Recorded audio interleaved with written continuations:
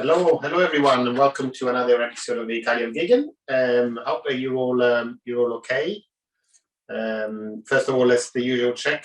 Can you please let me know in the chat if you can hear me and see me okay? Deborah says good morning. Good morning, Deborah. Catherine says yes, all good. Fantastic. That's what I like to hear. And so we can get started. Who's cooking with me today? Is Sue there? Sue normally does. Just see. Okay, can you? Yeah, I'm just going into the chat. Sue Waring, he says yes. Fantastic. That's what I like to hear as well. So it's going to be fairly. It's not going to be as long as last week. And so Sue Hodgetts as well. Fantastic. The two Sues. Deborah's just watching. Okay, Deborah. This is actually Deborah said you could have this. You could have this for breakfast. It's almost like a pancake. So yeah. And it's fairly quick. It's fairly quick as well, so it doesn't take too long to prepare. So today is going to be quite a fast session. Before we start, the usual thank you for those of you that contributed to by buying a ticket for good. This week's impacts are going towards buying access to smart solar panels for people that live in rural Vietnam. Because where they live is too far from the grid, and there aren't enough people to justify bringing the grid to these villages. A lot of these villages are without any power, so the children cannot study at night, and they have got no contacts with the outside world. Having these smart panels, they not only have power to light their homes at night and to use to have a fresh water pump system, but they also have connection through the internet, so they can connect and be part of the whole world. So especially for the children, it's very important, so they can study when they're at home instead of just being limited to the time when they're in school.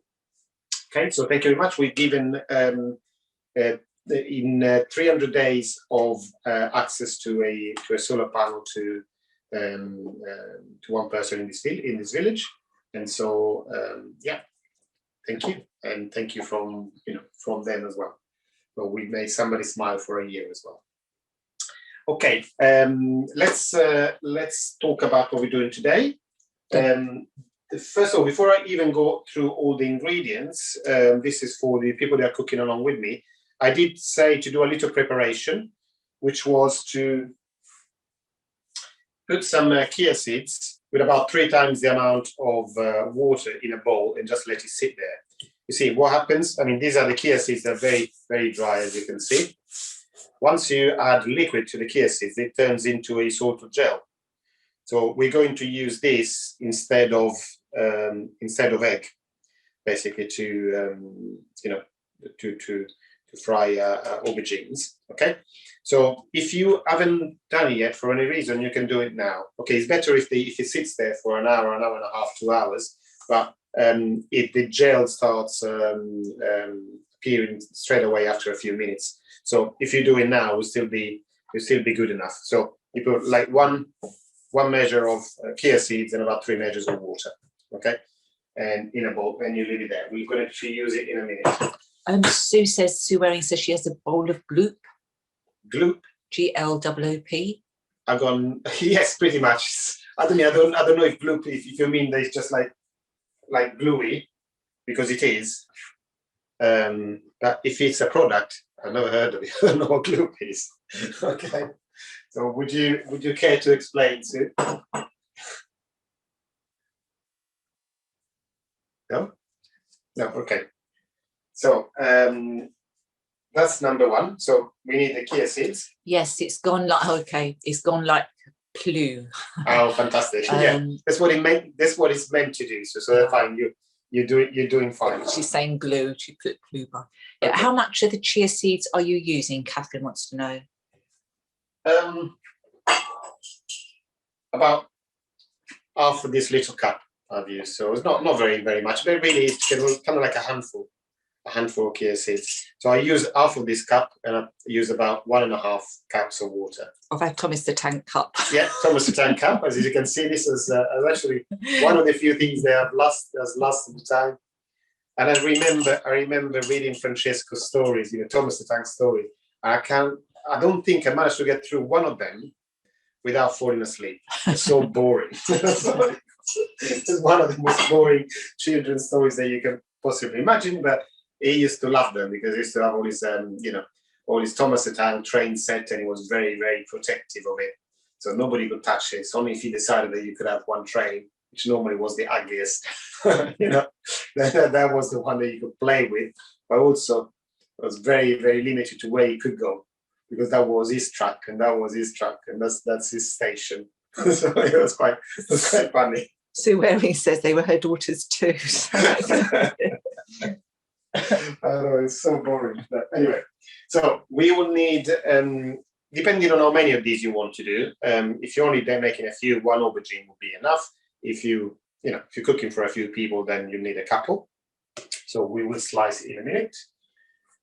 Then we will need some flour. You can use whatever you like. This is what I've got at the moment in the cupboard, so I'm using this one, which is a kind of like wholemeal bread flour. We'll need some breadcrumbs. Okay, and then we will need some cheese, 2 types of cheese. First type, which I am going to grate in front of you here now, is like the vegan Parmesan. So this is the one that I'm using. You don't need a lot, just a bit for to add to the breadcrumbs. So I am going to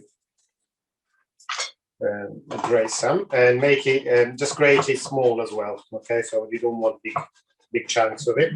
You want it quite small, as it's going to be mixed with the breadcrumbs. Okay.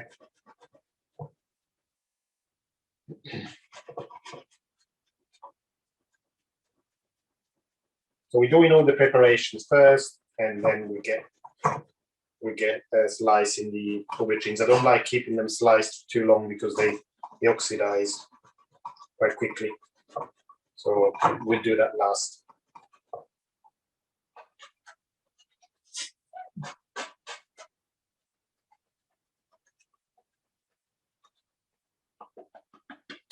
Okay, so that's enough. To say we don't need a lot. I can put these away.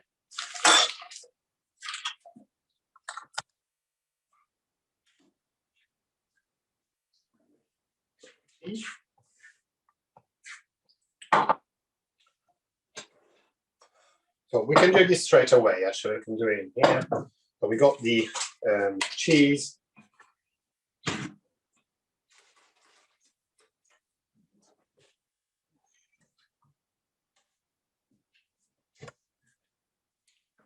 We've got a little bit of cheese. Then we'll be adding breadcrumbs.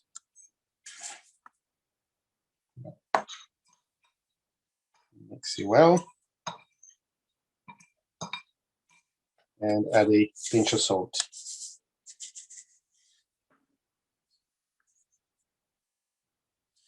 Was that 4 spoons of the breadcrumbs? To be honest with you, I put 3 spoons, but I'm doing it by.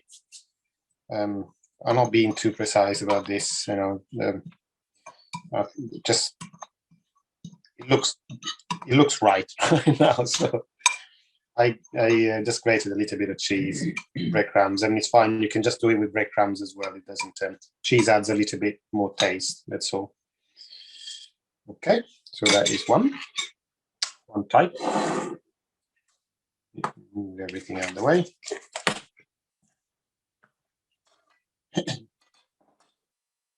Okay, and then on another plate we will place some flour.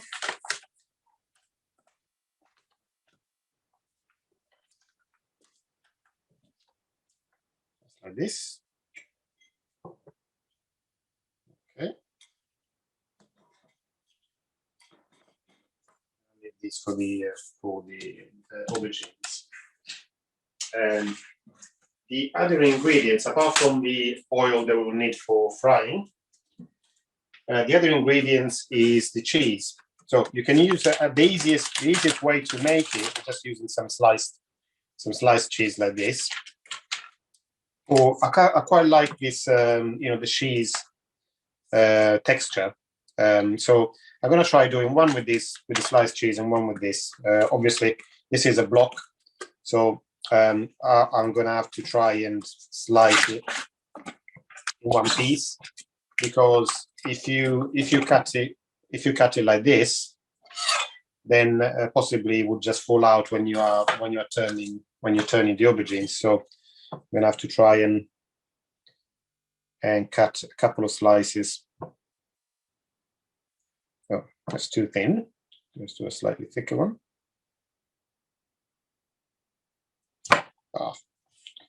I'm failing with my cheese slicing skills. Okay. It's actually quite tough to cut. I don't have a proper cheese cutter.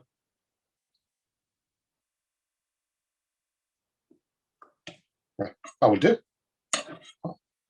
That can be enough for one of these, and the rest I'll do with the other slices. So, okay. Before we do this, we'll also put the this gloop that has been aptly described into a food processor, and we blend it or make it into proper gloop. Any questions so far?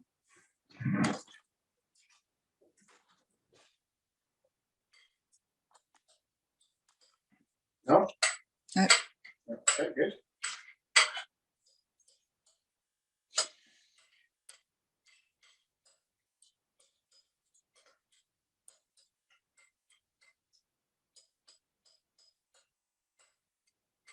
Also keen to hear from Deborah if things have been gone back to pretty much normal in Texas. Any update about the conditions of the utilities, and if you got access to all the things that you need to restart normal life? Okay, if you can hear us, it'd be nice to get an update. Okay. Much better. Still over. Let me just read that. Sorry. Much better. Still over 100,000 people with no water. Oh wow! This is now we've got into the third, fourth week. Yeah.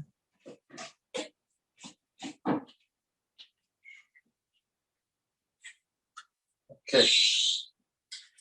We just got hot water on Tuesday, she said. Here. Yes, Tuesday. Wow. Okay, this is going to be slightly, just let it go down to the bottom. It's going to be slightly noisy.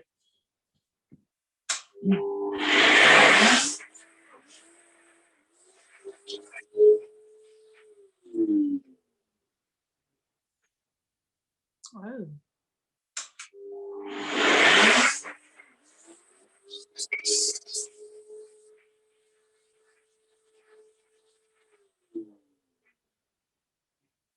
One more, and we're done.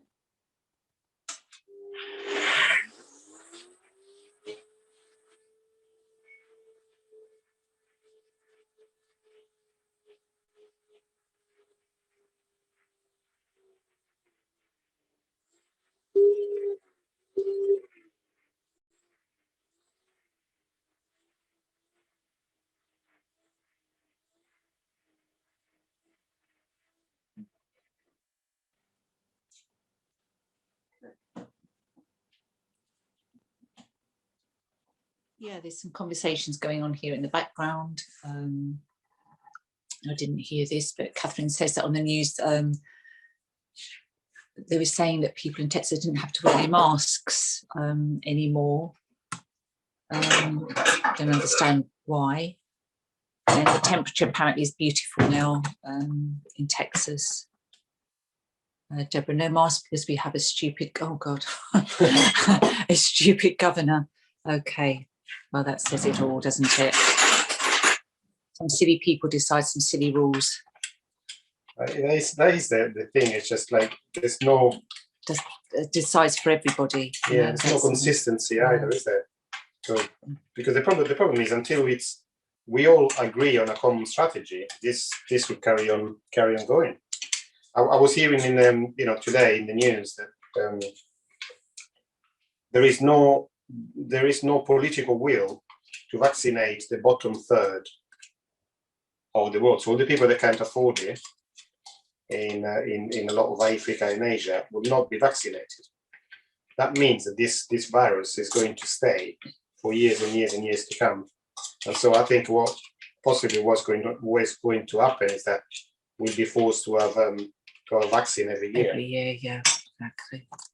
Which is silly because who's behind it? Who's profiting from all this?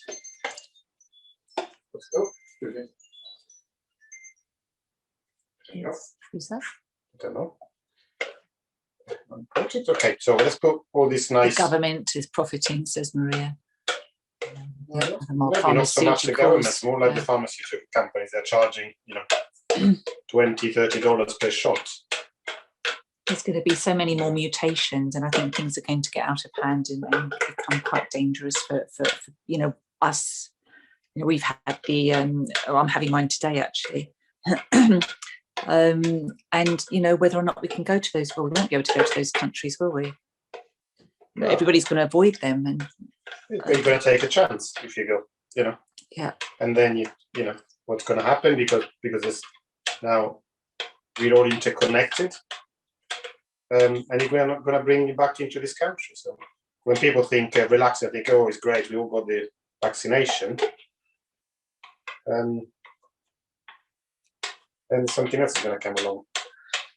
Catherine's saying that people over 55 can book their appointments on through the website now. That's for the vaccinations.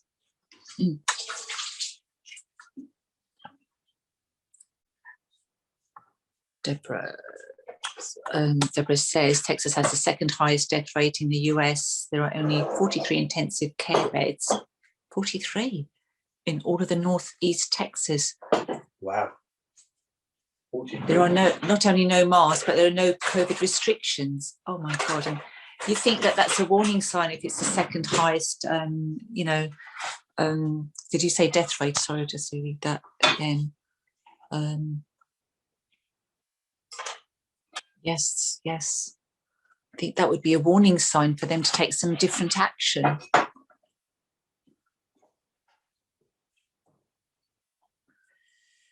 Okay, let's talk about happier things now. We've got a happier aubergine here. So there's going to be a bit of wastage on the aubergine, but you can reuse it, make it maybe a nice tomato sauce. If you remember how to make pasta alla norma, could do that. What you want to do, we want to cut them slices about 1 centimeter thick, roughly. Something like this.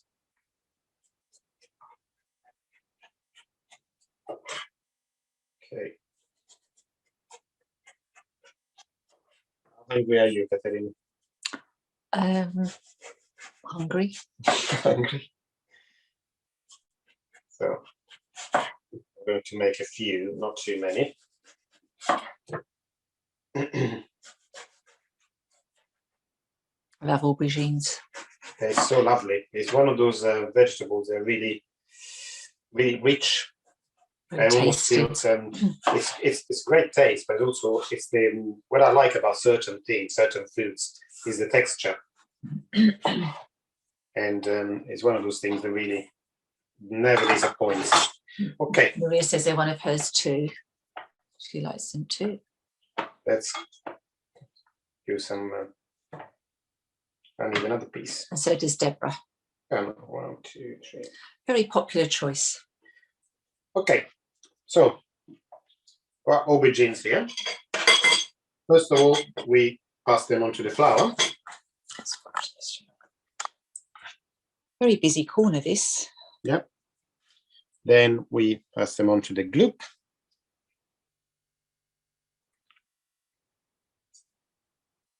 Oh, sorry. Oh, yeah, I used the plate. I think that word is going to be added to our dictionary. Yes. Cooking dictionary. Okay, and then on the breadcrumbs. Okay. So once we got that, now this is a slightly messy procedure. So let me do 2 first before I go and wash my hands.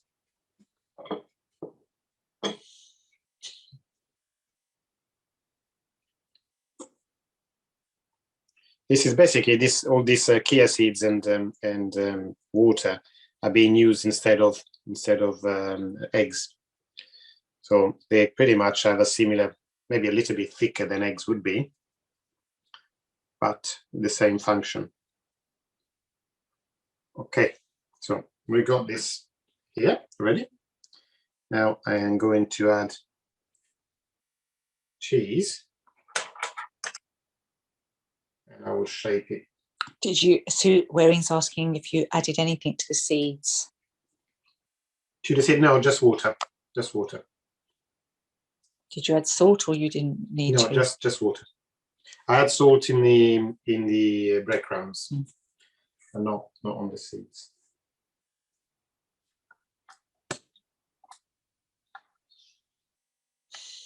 Okay.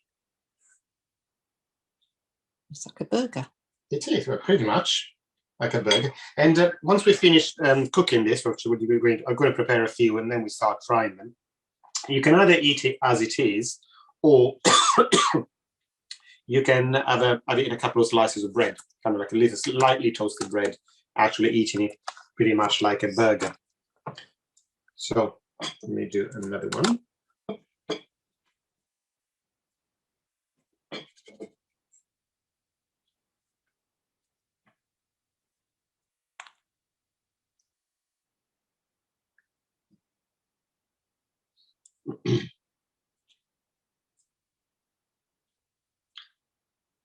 So this is quite a naughty dish because it's got a few calories. It's not probably the diet recipe, but it is really so nice. You have no problems demolishing that. No problem whatsoever. I say I am motivated by taste, so I look at the calories later, just to get an idea of what I have to do to lose that extra weight I just gained. Okay. You can have an extra run, says Catherine. Yes, I need to start again. Actually, I've pretty much stopped running when the really cold weather came along. I didn't like running in the ice and rain and cold weather. So I need to motivate myself to start again. So I was thinking of probably starting tomorrow. Do you want me to get one of those? Yes, please. Could you get me a slice?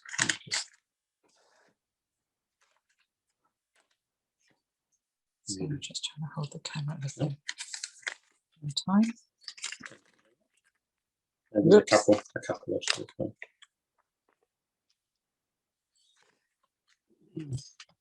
Oops. Okay, so the same thing. I will shape them slightly.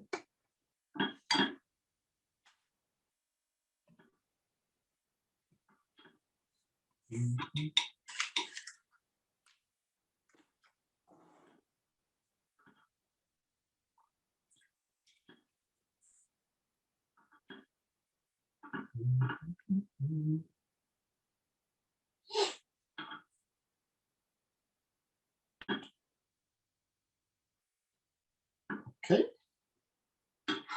that's number 2. 2 ready. And I got some spare cheese as well to use in the next one. Might need a new plate. That one is filling up quickly. I should have room ready for another one. Okay, as you can see, it's a fairly fast procedure. once these are ready, then the only thing we need to do is to quickly fry them, and then they're ready to be consumed. Let me just add the cheese straight away and use some of these.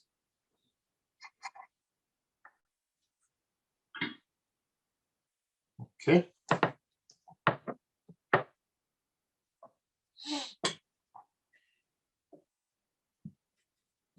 And you can use for the flour, you can free to use whatever flour you have. I mean, at the moment I've got some wholemeal one, but you can use white flour too.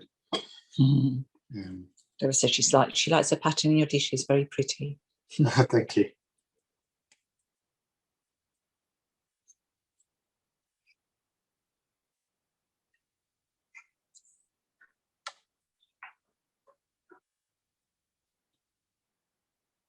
Okay.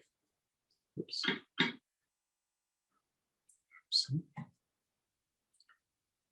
Okay, I think I can do those three. I think I'll need some more. Oh, do you want me to put some flour in there? Some, not flour, and some breadcrumbs in there, please. Breadcrumbs and a pinch of salt.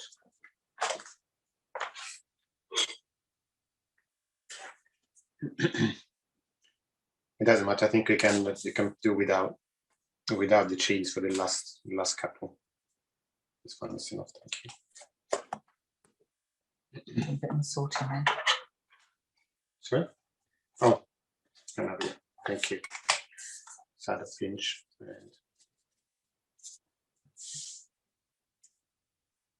Okay, thank you.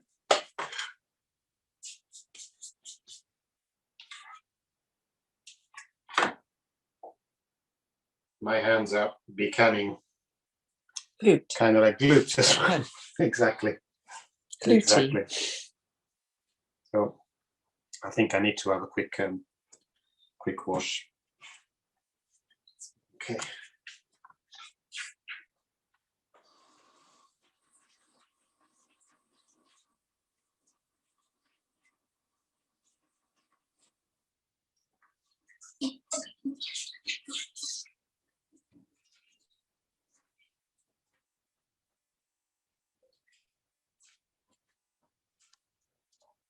Okay, while I'm finishing doing that, I'll start warming up the. I'm using sunflower oil for frying. Okay.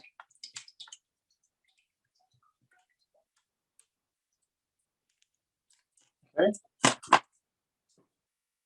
And I'll start warming it up gently, so.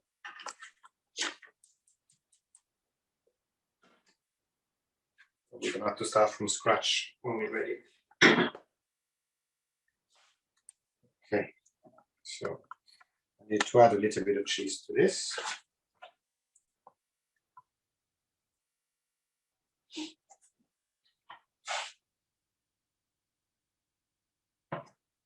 Okay.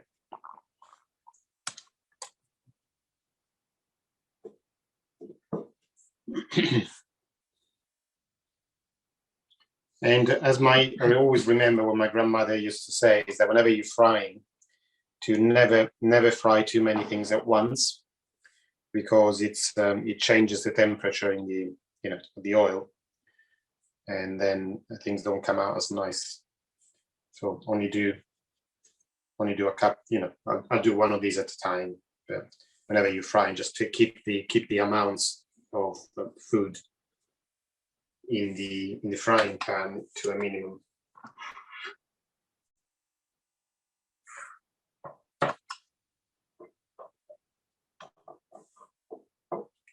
They're generally not things that you think about, but they're so obvious. Yeah, it's true, but it's kind of that's the goodness of things that get passed on, because the best way of doing things. It's not just the recipe, use this, so much of this, so much of that, but it makes a difference. If the oil is not the right temperature, then things will not come out crisp, but they come out soggy. So, yeah. Come on.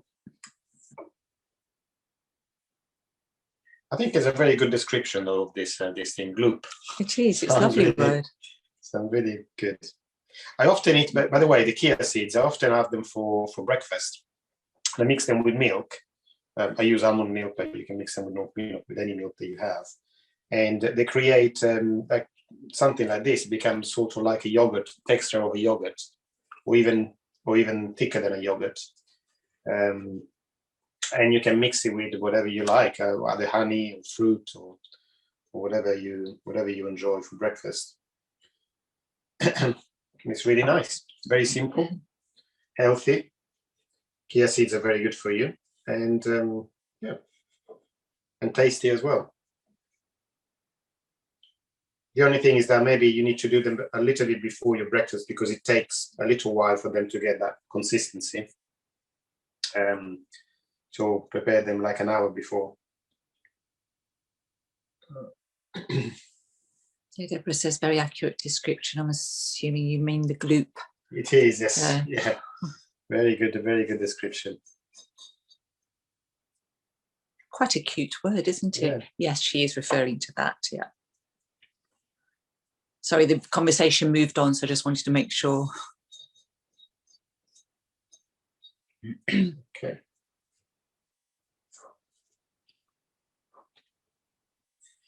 There we are.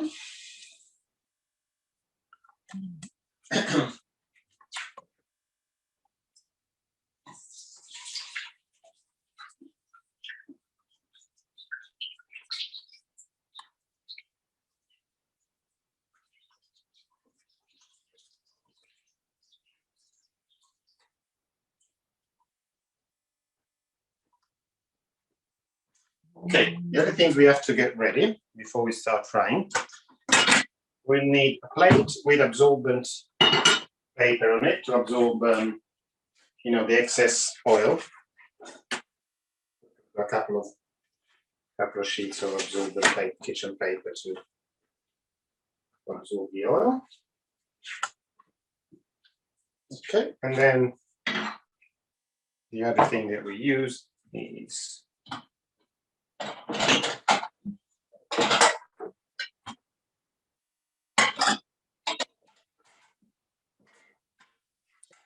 plates ready. As I said, you can decide if you want it with or without bread. So I'm going to do one with and one without. So I'm just going to lightly toast a couple of slices of bread.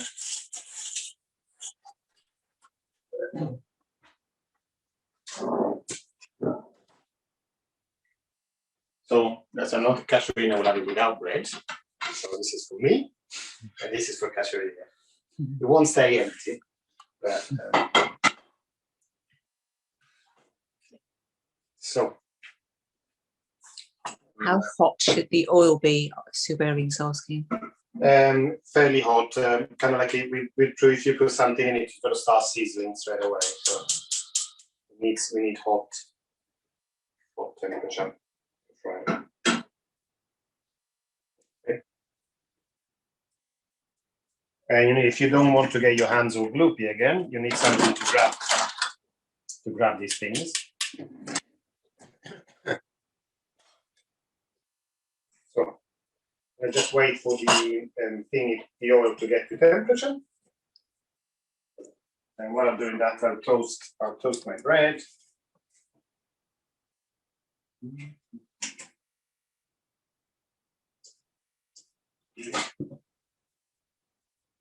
Okay. As you can see, fairly simple. Some of these things, what my grandmother would do, you see when you got all these bits that were stuck to my hands, which is partly bread, partly flour.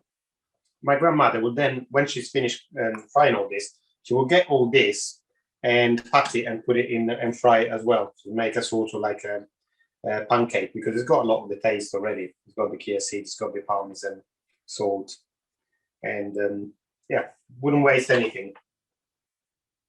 Okay, let it warm up again for a couple of minutes. And what I do normally, I just put a little bit of water in there, just like literally flick some water in there, and then hear from the noise it makes to see if it's ready. it's the right temperature. Okay, I've just started warming it up, so give it a little bit longer. Maria's got a question.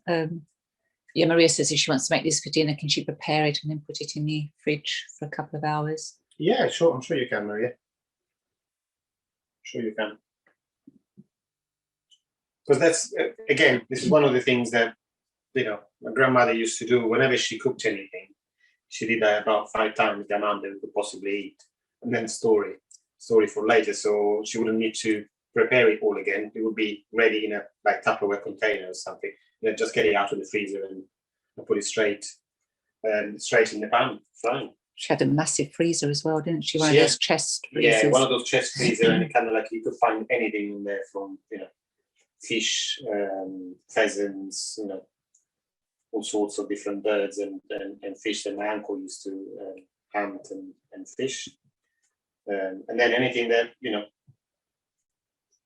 that she would ask the things that she liked but not available all year round, so she would freeze some and use them, obviously, when they were not available in the supermarkets. But it's kind of like the funny thing is that supermarkets, in the way, the modern supermarket is quite a recent addition to Italian habits. Normally, people wouldn't buy things from big supermarket. They will buy from the local store. So there wasn't this idea of a big shop, and you normally would find just the things that were seasonal. So you couldn't buy, I don't know. Sorry, let me just. You can buy strawberries in January, for example, as you can here.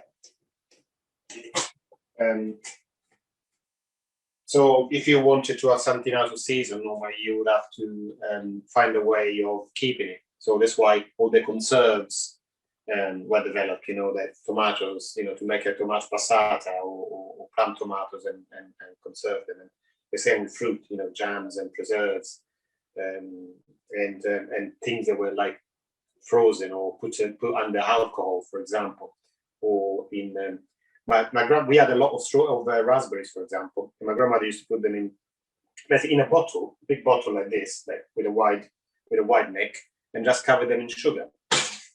Now the sugar would then melt and would make a really rich sauce, and they would keep like this for months and months and months. So we could have these in the winter as well. Maria is going to make some and freeze them. Okay, let me try now. See if we have reach temperature. Not too close because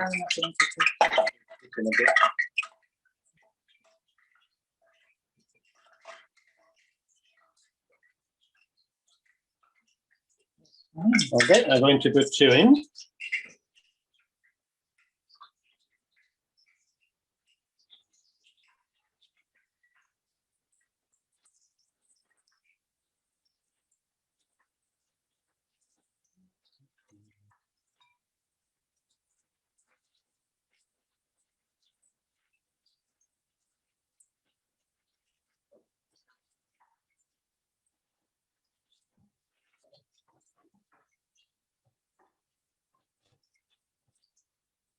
Also have a slotted spoon ready for when I need to fish them out.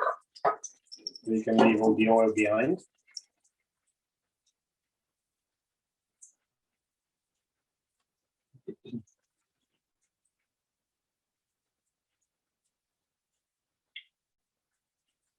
I haven't quite got enough oil there to cover them completely, so that doesn't matter. I'll just turn them around. I'll turn them around in a minute. Only 2 or 3 minutes on each side should do the trick.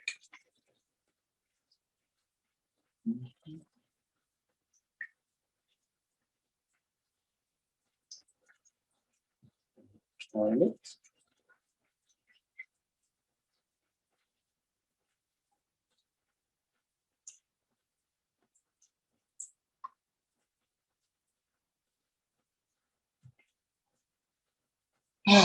As I can smell the food being cooked, my appetite is waking up. You smell the aubergines already, can't you? Yeah, they're really nice.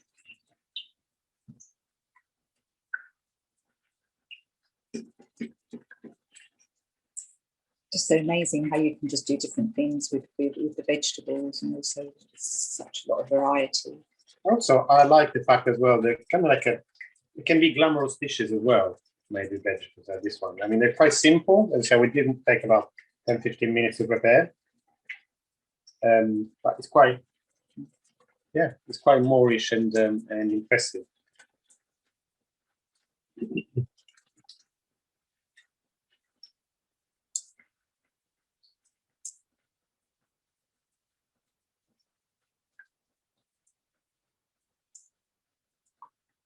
Let's move them apart.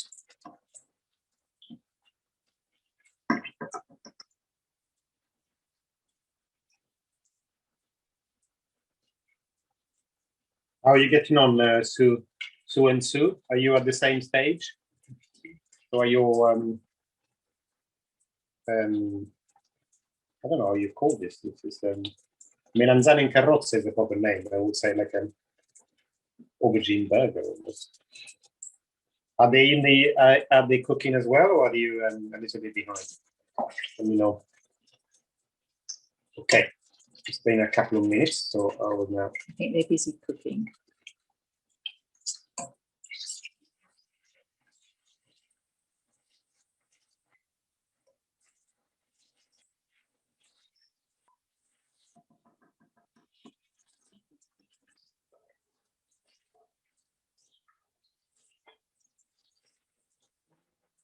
Lower slightly.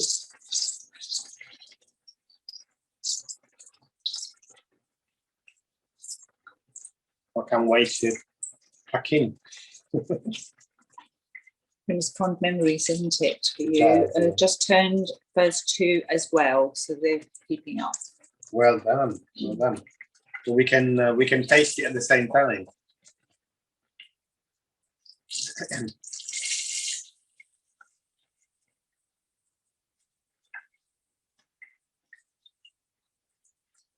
You can judge it as well. You know, once you cook the first couple, then you can judge. Or maybe I want him. You know, I want it cooked. I don't know, a minute longer for my taste, or whatever. You can just adjust it slightly.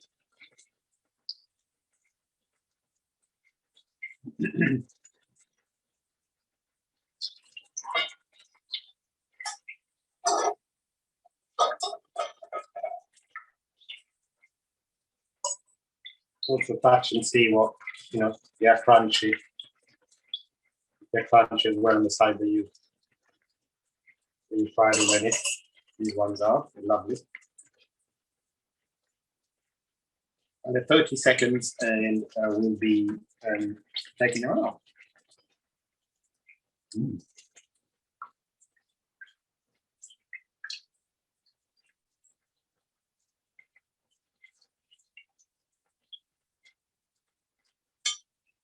Okay, getting ready.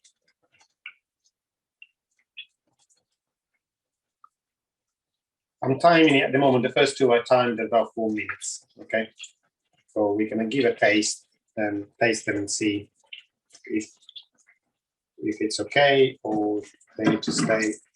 The next ones need to stay. I time a bit longer.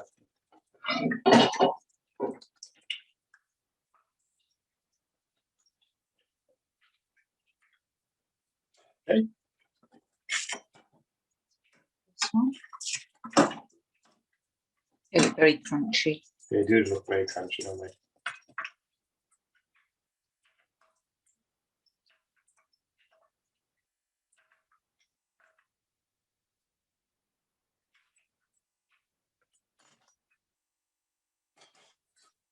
Okay, we'll put the next layer on.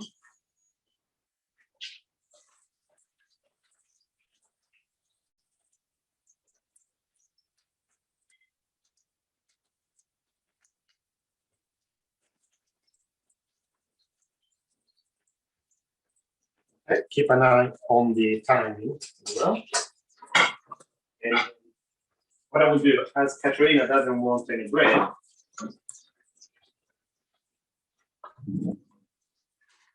give it the first taste. Are you going to put yours in the bread, or are you eating it like that? Hmm? Are you putting yours in the bread, or are you eating it like that? I think I put mine in the bread. I'll have a taste with yours. I don't know if I'm going to let you have a taste of mine.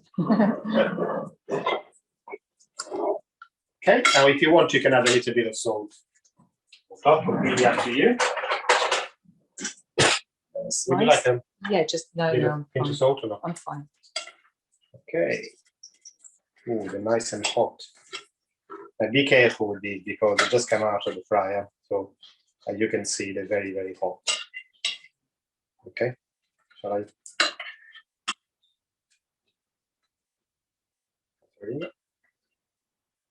I need to know if the aubergines are properly cooked or not. Oops.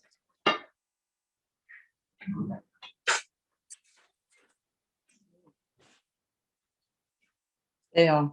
They're really nice and they're tender.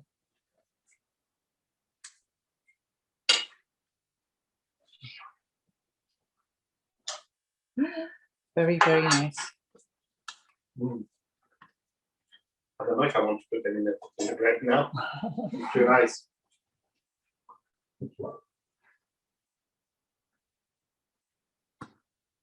Okay, almost time to turn them around. Another second or so. That's what they look like inside. You can't see that. Can we turn it around? Yeah. Right. So, yeah. Close up. So we've got some messages. Catherine says, I can see why you said it was not the healthiest of dishes. No, definitely not. And Sue Hoggett say, I have tested the slice of courgette and that's good too. Brilliant. So the timing's right. Okay. Good. We've got a spare one so we can hack into this one actually. Sure.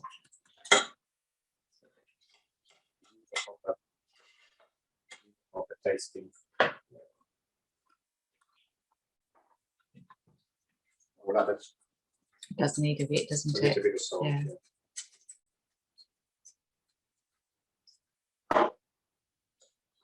Just pass me that bit on its own without cutting it. This one? That's fine. I can eat it with my hands. Yeah. So, thank you. Very nice. Very. You can see. Maybe you want to have a look at this. Nice.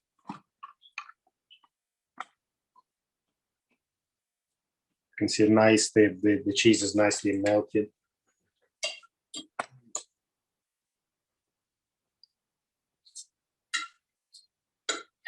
I've been saying, don't forget to take a photo. Yeah, we'll have to do that next time, on the next round. Thank you for reminding us. Thank you. You know, a little bit messy actually. This probably better if you take a photo with the. Deborah's saying you're making her hungry. Everybody that's cooking and tasting. And... That's a good idea. What I'll do, I will take a photo.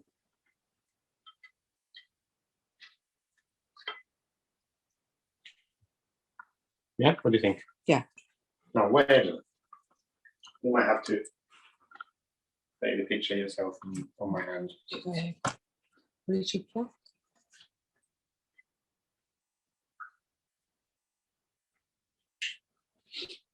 And again, if you have it as a burger, feel free to add a little bit of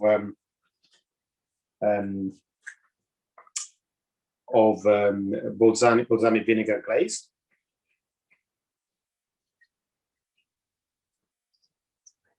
Have you? Yes. Let me take another picture like that. Okay. And what I'll do, I'll finish. I'll do something else in a minute.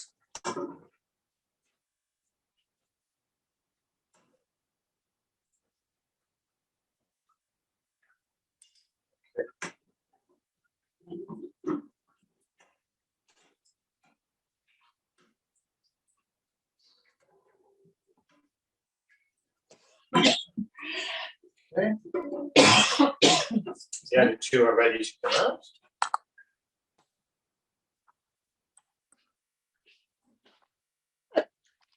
It's me.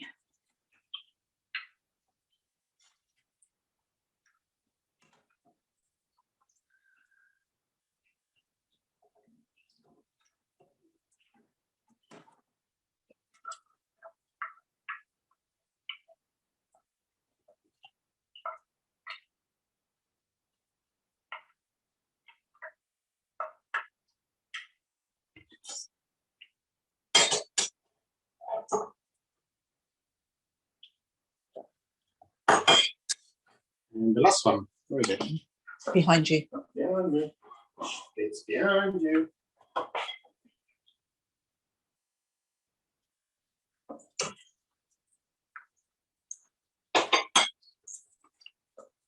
Okay, so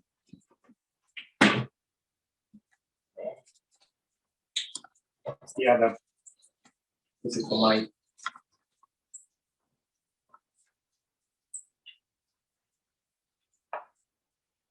You can take another picture now. And this is something that I use quite often.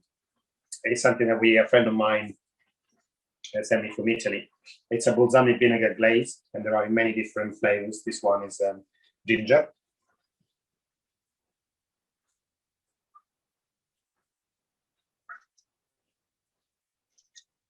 Okay.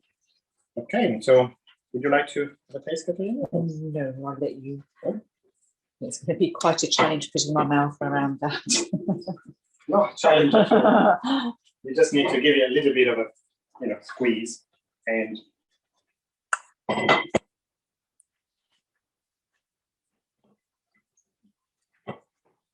Yeah. you need to have a taste. A little bit.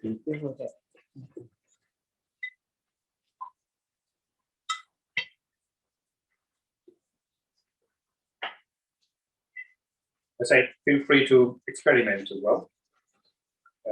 But this has got nice crunchiness from both the bread and the aubergine as well.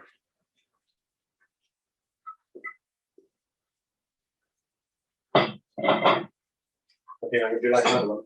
No, I'm fine. I'm fine. These onto the plate.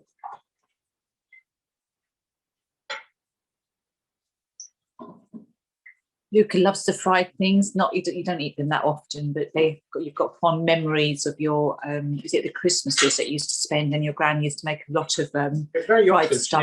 Yeah. She would make it very often. Apart from Christmas, Christmas was tradition. But often she would do fried artichokes and zucchini, which were my favorite. And then whatever else was available, sometimes she would fry mushrooms, cauliflowers, whatever she had, and often cabbage as well. Cabbage, when you add something like what's it called, the thing they use to fry. Oh, the paste or the yes. Okay. Yeah. Whenever she had some left, yeah, she would put some it's the paste that you did cabbage leaves, salad leaves, whatever she had, and she would make a fried pancake basically.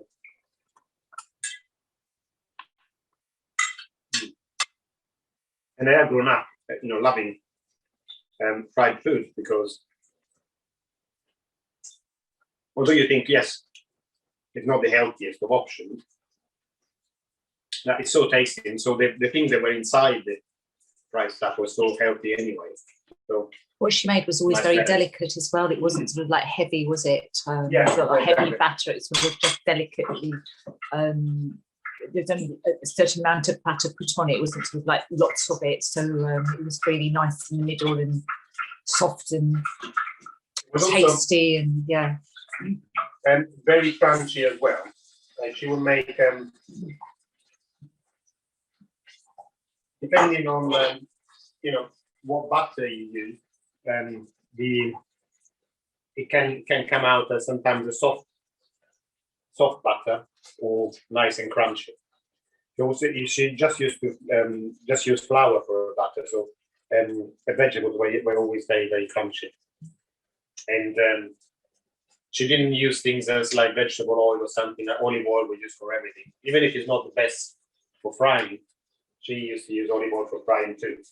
So quite rich dishes, but very, very tasty.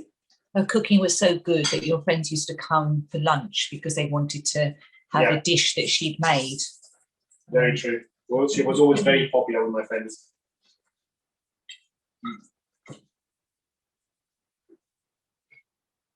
Okay.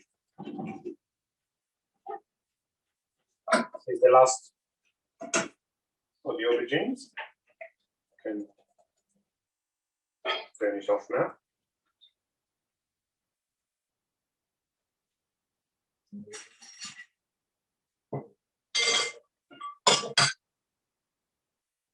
Again, just let's add a little bit of pinch of salt.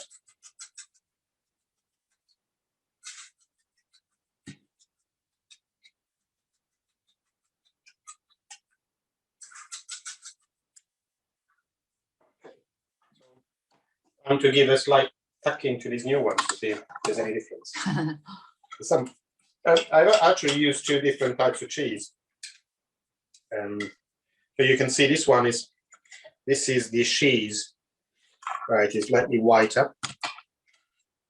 You can see. So let's try this. It shouldn't be too hot now.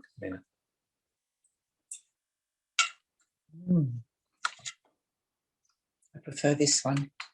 It's got a kick, hasn't it? Actually tastes stronger than the other cheese. Yeah, obviously the stronger the cheese you're using, the more flavor you bring in. It's really nice actually when you can find it with smoked cheese.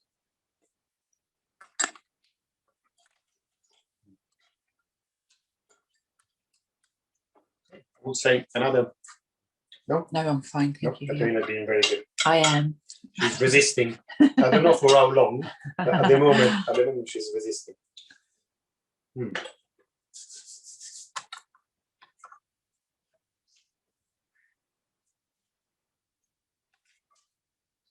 Okay, so as you can see, today has been quite a quick session. Before we say goodbye, any questions on what I've shown you today, or about anything else? No. Feel free to Maria says it looks delicious. Well, it is, Maria. It is, Maria. If you want to come and have a taste, feel free. But you got to hurry up. They'll be gone in 2 minutes. Yeah, exactly. What I want to say, I've decided what I want to do next week. For once, I've been very well organized today, and I'm going to make black rice burgers. Okay, so using the long black rice, that's very tasty, got very earthy flavor. Gonna make some really nice tasty burgers. So have a look at the ingredients, but start getting some black rice because that's going to be the main ingredient. Okay, and Maria said she's looking forward to that. Catherine says sounds different. It is actually. It is. It's not too different from other things I've done before, but simply we look very different. Okay, I think I don't know if the Sues are tucking into their burgers or they can't talk. It's nice to know somebody's enjoying it as much as I'm what enjoying could I use if I can't get black rice? That's from Sue Waring. I mean, this is particularly it's a black rice dish, but it's available in every supermarket. It's not such a specialized ingredient. Sue Hodgett's saying it's very tasty. Thank you. Enjoying them. You see, it doesn't take long. Only about 5 minutes, less than 5 minutes to cook in the oil. And what I like about it is that it's very crunchy on the outside, but the aubergines are almost like creamy in the middle as well. So it's kind of like whenever I cook, it's not just one thing. If you can have more than one dimension, actually improves the dish, because I think part of it is taste, obviously. Part of it is the look, and part of it is the texture. And for me, texture is quite important when I eat. So you got the creaminess of the cheese and the aubergines, and then the crunchiness of the the butter on the outside. Well, Sue Waring's enjoying hers, saying they're really good. And this is quite, actually, literally, is something that my grandma sometimes would do as a snack. Believe it or not. But Yes, Catherine's asking something. Could they be baked in the oven rather than fried? I've never tried, to be honest with you. I think you can try, but a lot of the stickiness on the outside will stay on the baking tray. I think. But, try if you want with some oven paper and see what results you get. But I must say I haven't tried it. So there's always a first time. So I'd be happy if you want to try and report to the group next time. Oh, this is nice. Look at this. A nice. Yes, let's have a look. Look what a nice.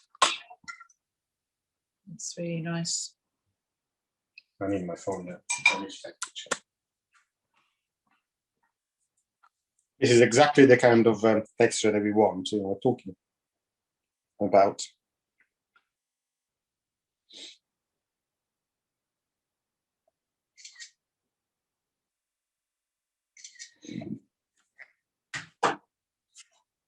Obviously, you wouldn't want to leave it alone if you're lonely.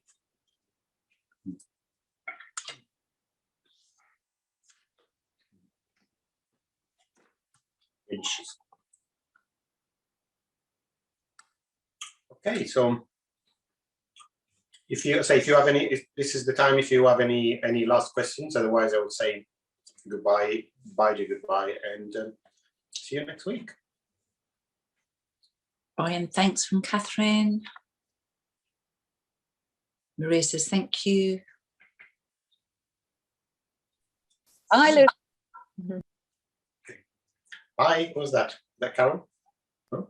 That's Sue. Oh, bye, Sue. Thank you for cooking along with me. It's nice to do it together. Okay. Goodbye, everybody. We're going to close now, and we'll see you next week. Goodbye, everybody.